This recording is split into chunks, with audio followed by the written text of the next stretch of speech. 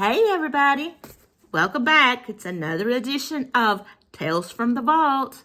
So, let's see what we can find out today.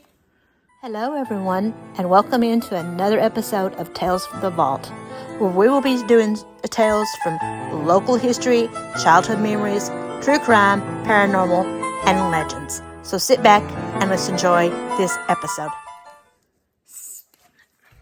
As you can see, I have started decorating for Christmas.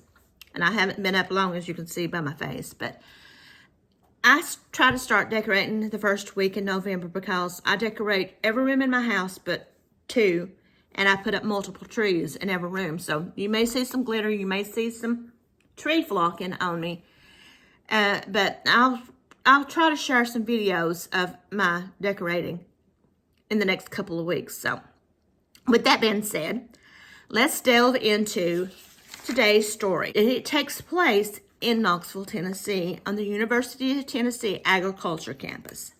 So, let's get this started. The Job Corps student unalived on the University of Tennessee Agriculture campus. Colleen Slimmer, age 19, a Job Corps participant living at the Job Corps Center on Dale Avenue in Knoxville, Tennessee, was unalived behind the agriculture campus steam plant on January the 12th, 1995, by three other fellow Job Corps participants. Two University of Tennessee plant employees discovered her body the next morning. Christa Pike, age 18, and Darrell Ship, age 17, were convicted of the crime.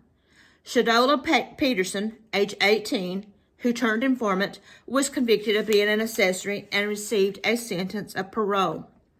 The crime involved a lengthy beating, the torture, and the carving of a pentagram on Slimmer's chest, and the taking of a piece of Slimmer's skull as a souvenir. Testimony indicated that Pike created the plan because she thought Slimmer was interested in her boyfriend, Ship. Pike and Ship confessed to the crime on March the 22nd, 1996, of both unaliving and conspiracy, and was sentenced on March the 30th to be executed by electrocution, becoming the youngest woman on unaliving row. Ship received a sentence of life with the possibility of parole. Pike launched, canceled, and then relaunched an appeal of her conviction in December 2008. Her latest request for a new trial was turned down, and she was returned to the unaliving row with no date set for her execution. The 1995 crime was not the first serious event connecting the Job Corps Center and the University of Tennessee.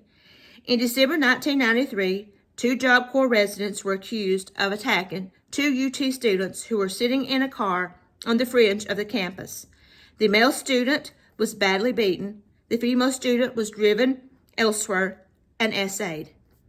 Both Job Corps students were convicted of the crimes. The Dale Avenue Center was closed in 1995. Christa Gail Pike was born March 10, 1976, to Carissa Hanson and Emil Glenn Pike from Beckley, West Virginia. Her parents had a tumultuous relationship, being married for 2 years, divorced for a year after Hanson was found to be cheating, and remarried for another 2 years after Hanson attempted to take her own life. Both of them were frequently negligent, and Aunt noted that infant Pike would be crawling around through piles of dog excrement all over the house, and that Hanson wanted to keep partying when she received news that her toddler was experiencing severe seizures. Pike's paternal grandmother would frequently help care for her. Pike believed she was the only one who ever loved her. When her grandmother passed in 1988, Pike made her first self-unaliving attempt at age 12, for which she received little support. Pike's living situation continued to be unstable throughout her teenage years, as she was both the recipient and perpetrator of violence. One of her mother's boyfriends punched her in the face. Criminal charges were filed, then settled while staying with her father's new family. One of her young half-sisters claimed to have been violated by Pike, causing her father to send her away. Pike additionally claimed to have been violated at several points in her time. Her friends and family doubt these occurrences, noting that she is a pathological liar. In one incident, a man phoned claiming that he was going to violate her. In response, Pike and a friend beat him with a stick in a parking lot. Although she had been bright as a child, her unstable home life caused her to frequently change schools, causing her performance in school to deteriorate. In the 10th grade, she was sent to juvenile facility for a year, where she became interested in the Job Corps, a government program aimed at helping low-income youth by offering vocational training and career skills. In the fall of 1994, Pike attended the now-closed Job Corps Center in Knoxville, Tennessee. Pike met and began dating to Darrell Shipp, a man a year her junior. Together, they developed interest in the occult and devil worship. Christa became jealous of her Job Corps classmate, 19-year-old Colleen Slimmer, who she thought was trying to steal her boyfriend from her. Friends of Slimmer denied the accusations. Along with friends Shadola Peterson, 18, Pike planned to lure Slimmer into an isolated, abandoned steam plant near the University of Tennessee campus. On January the 12th, 1995, Pike, Shipp, Peterson, and Slimmer signed out of the dormitory and proceeded to the woods, where Slimmer was told they wanted to make peace by offering her some happy plant. Upon arrival at the secluded location, Slimmer was attacked by Pike and Shipp, while Peterson acted as lookout. According to late court testimony, for the next 30 minutes, Slimmer was taunted, beaten, and slashed, and a pentagram was carved into her chest. Finally, Pike smashed Slimmer's skull with a large chunk of asphalt, unaliving her. Pike kept a piece of her skull as a souvenir. Pike began to show off the bone fragments around the school, and within 36 hours, the three were arrested. The logbook showed that Pike, Shipp, Peterson, and Slimmer left together, and only 3 returned. Detectives found the piece of skull in Pike's jacket pocket. Soon after her arrest, Pike confessed to the police of the torture and unaliving of Slimmer, but insisted they were merely trying to scare her and it had gotten out of control. During Pike's trial, the prosecution was aided by evidence and Pike's confession. Pike was charged with first-degree unaliving and conspiracy to commit unaliving. On March the 22nd, 1996, after only a few hours of deliberation, Pike was found guilty on both counts. On March the 30th, Pike was sentenced to be executed by electrocution for the crime and 25 years in prison for the conspiracy charge. Shipp received a life sentence with the possibility of parole plus 25 years. Peterson, who had turned informant, received probation for pleading guilty to being an accessory after the fact. Following her conviction in June 2001, then again in June 2002, against the advice of her lawyer, Pike asked the courts to drop her appeal and sought to be executed via electrocution. Criminal court judge Mary Beth Leibowitz granted the request, and an execution date of August the 19th, 2002 was set. Pike soon thereafter changed her mind, and on June the 8th, 2002, a defense lawyer filed a motion to allow the appeal process to continue. This motion was denied. However, on August the 2nd, 2002, a 3-judge state appeals court panel ruled that the proceedings should be continued and the execution was not carried out. In December 2008, Pike's latest request for a new trial was turned down, and she was returned to execution row. With this denial, Pike allowed appeals under the rules and procedures of the state of Tennessee criminal justice system were executed. In May 2014, Pike's lawyers entered an appeal in the federal court system. Her lawyers sought a commutation of the sentence from execution to the following grounds. Pike suffered from mental illness, and capital punishment as administered in Tennessee is unconstitutional.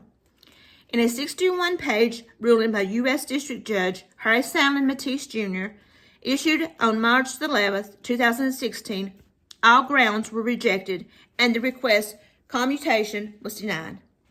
On August 22nd, 2019, having heard the same appeal by Pike's lawyers, on October the 1st, 2018, the three-judge panel on the United States Court of Appeals for the Sixth Circuit panel unanimously held the lower court ruling and denied relief.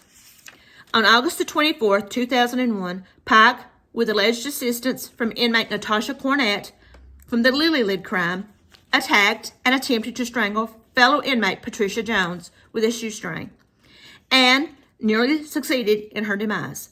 Jones had been serving a life sentence for the 1994 unaliving of 84-year-old Alberta Cocker in Knoxville. At the time of her attack, Pike was convicted of attempted first-degree unaliving on August the 12th, 2004. Although it is the position of the Tennessee Department of Corrections that Cornett assisted in this crime, their investigators concluded there was insufficient evidence to charge her with helping Pike attack Jones.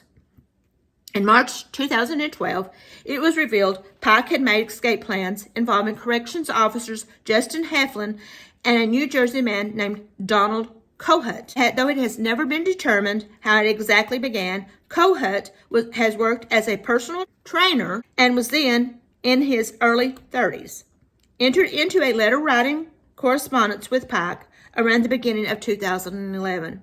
By July of that year, Kohut was making the nearly 1,700-mile by car round trip from Flemington, New Jersey to Nashville, Tennessee to visit Pike in prison on visiting days once or twice a month.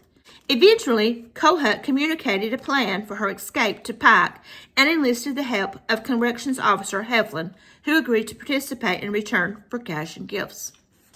Because of security concerns, the Tennessee Department of Corrections has not provided many details about the plan. However, the eventually unsealed indictment laid out a scenario where a prison key would be traced and then a duplicate created. Early in 2012, prison personnel received information about the escape plot. This led to the attempted prison break being thwarted by a joint investigation involving the Tennessee Department of Corrections, the Tennessee Bureau of Investigations, and the New Jersey State Police. According to the FBI, the plan was not very far along when uncovered, and the jailbreak was not imminent. In March 2012, Kohut was arrested and charged with bribery and conspiracy to commit escape, while Heflin was arrested and charged with bribery, official misconduct, and conspiracy to commit escape. Pike was not charged, and it was unclear to the investigators if she was a participant in the conspiracy other than being aware of it. On May the 31st, 2012, Kohut was sentenced to 7 years in prison to be served at the Tennessee State Northeast Correctional Complex. Heflin, who cooperated with authorities after his arrest, served no prison time, but was terminated from his job with the Tennessee Department of Corrections. On August the 27th, 2020, Tennessee Attorney General Herbert Slattery's office requested the Tennessee Supreme Court to set an execution date for Pike. Due to COVID-19 pandemic in Tennessee and various other factors, Pike's attorneys were granted extensions by the court, allowing them more time to argue as to why Pike should not be executed. The state did not oppose the extensions. On June the 7th, 2021, Pike's attorney filed a motion to oppose the execution date and requested a certificate of commutation. The motion was denied. Prior to November 2022, Pike had completely exhausted all appeal processes. However, in November 2022, the state Supreme Court found that the state's law for juveniles automatically sentenced to life in prison without a change of parole was unconstitutional. On August the 30th, 2023, lawyers for Pike used the November 2022 Supreme Court ruling in an attempt to reopen her bid to have her 1996 conviction and sentence thrown out. Pike's lawyers argued her young age and damaged mental health at the time of the crime should spare her from facing execution. In October 2023, Knox County Criminal Court Judge Scott Green denied Pike's request, saying the November 2022 Supreme Court ruling didn't apply to her. The Booker case addressed only juvenile offenders in Tennessee. Judge Green noted the High Court in the opinion, written by now retired Justice Sharon Lee, specifically addressed the question of juveniles, not adults. This ruling applies only to juvenile homicide offenders, not adult offenders, the decision states. She was 18 at the time. Pike, however, was legally an adult. Green wrote, as of May the 21st, 2024, the state had not set an execution date for Pike. If Pike is executed, she would be the first woman to be executed in Tennessee in roughly 200 years. The unaliving of Colleen Slimmer was featured on the TV shows The Evil Women, For My Man, Snapped, Unaliver Couples, and Mean Girl Unalivers. Christa Pike was also featured on Season 1, Episode 4 of the TV show World's Most Dangerous Criminals. A book was written about the crime called A Love to Deceased For by Patricia Springer. Christa Pike has spent years living in something akin to solitary confinement at Deborah K. Johnson Rehabilitation Center, northwest of downtown Nashville. That's where she has been incarcerated since her conviction in 1996. Slimmer tried to escape despite the attack. Shadola Peterson received a 6-year probationary sentence. Shipp becomes eligible for parole in 2026, according to the Tennessee Department of Correction. Slimmer's mother, May Martinez, has repeatedly called for Pike's execution and said that a piece of her daughter's skull that Pike had taken remains in state custody. Pike has since said that she is experiencing an acute mental health crisis during the crime. A psychologist told the Nashville Tennessean, part of the USA Today network, she believes Pike was not in touch with reality at the time. She filed a federal lawsuit arguing that she is subject to de facto solitary confinement as the only woman on execution roll because those sentenced to execution are housed separately from all other incarcerated people. She has been the only woman on Tennessee execution roll since 2010, when Governor Phil Bredesen commuted the unaliving sentence of Gail Owens, who passed in 2010. Christa Pike is now 48. Those who knew Slimmer deny that she ever had intentions with Pike's then-boyfriend, Daryl Shipp. But in the days leading up to luring Slimmer into the woods, Pike told Shipp that little rhymes with bore has to be taught a lesson. Before they left the dormitory, Pike pocketed a box cutter and a meat cleaver. Per court documents, when they reached the remote hill in the woods, Pike began to accuse Slimmer of trying to sleep with her boyfriend. When Slimmer denied it, Pike allegedly kneed her in the face, kicking off a half hour of taunting, beating, and slashing. Pike and Shipp attacked Slimmer while Peterson stood watch. Before she passed, Slimmer had been inflicted with hundreds of sharp object wounds. Pike fished a red-stained piece of Slimmer's skull out of the gash in her head and secretly slipped it into her jacket pocket. When the police eventually searched Shipp's room, they found a satanic Bible and an altar. The fragment of Slimmer's skull was found among Pike's belongings in her pocket. Since Shipp was only 17 at the time of the crime, he received life in prison. Slimmer's half-naked body was found January the 13th, 1995, with her throat wounded and her head bludgeoned around 8:05 a.m. The Knoxville Police Department identified the body to belong to 19-year-old computer enthusiast Slimmer. 18-year-old Crystal Gail Pike had been enrolled at the Job Corps Center in Knoxville with Slimmer. Pike had met 17-year-old Daryl Shipp from Memphis in the Job Corps, and the couple allegedly became inseparable. Shipp referred to Pike as his little devil. Daryl Shipp told detectives that Slimmer was indeed considered a satanic sacrifice. Christa supposedly wanted to scare Slimmer. She carried a box cutter and borrowed a miniature meat cleaver before she left for a secluded site. Pike wounded Slimmer's throat at least 6 times till Slimmer began breathing in her own bodily fluids. So, that is the story of what happened on the University of Tennessee campus. And Christa Gale Pike is still on execution row in Nashville. I remember when this happened. I remember the souvenir that she kept. As far as I know, I don't think that the mother has ever gotten that piece back to bury with her daughter. So tell me what you think about this story. Do you think justice was served? I'm not asking for anybody to get political, but I mean, I don't think justice was served for the fact that the mother is still trying to get a piece of her daughter back and hasn't. On that aspect, I don't think justice has been served. So comment down below what you think about this story. And I hope you tune back in next week as we continue Tales from the Vault. Until then, don't forget to like, to subscribe, and hit that notification button. I'll see you next time. Bye.